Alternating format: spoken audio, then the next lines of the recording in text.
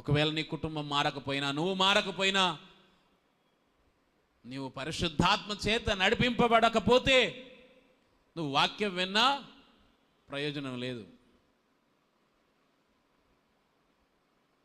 అందుకే ప్రతిసారి దేవుని పిల్లలు పరిశుద్ధాత్మ నాతో ఏం మాట్లాడుతున్నాడు, ఏ విషయంలో నాతో మాట్లాడుతున్నాడు, ఏ విషయంలో నన్ను హెచ్చరిస్తున్నాడు. ఎందుకంటే దేని వల్లరా, సంఘములో కాపరి ఎదుట మీరు కేవలం ఒక్క వారంలో ఒక్క దినం, ఒక 2 గంటలు 3 గంటలు మాత్రమే ఉండగలుగుతారు. కానీ పరిశుద్ధాత్ముడు మాత్రం మీతో 365 రోజులు ఉంటాడు, వారంలో 7 రోజులు ఉంటాడు.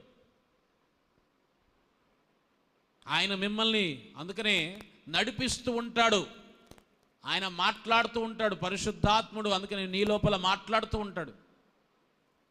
కొన్ని విషయాల్లో ఓపిక పట్టని చెప్తుంటాడు, కొన్నిసార్లు ఆ పని చెయ్యకని చెప్తుంటాడు. కొన్ని విషయాల్లో నువ్వు ఏ బలహీనతలో ఉన్నావో ఆ బలహీనత విషయంలో హెచ్చరిస్తూ ఉంటాడు. కొన్ని విషయాల్లో ఎక్కడైనా పొరపాటు చేస్తే ఆ తర్వాత జ్ఞాపకం చేస్తుంటాడు. పరిశుద్ధాత్ముడితో మాట్లాడుతూ ఉంటాడు.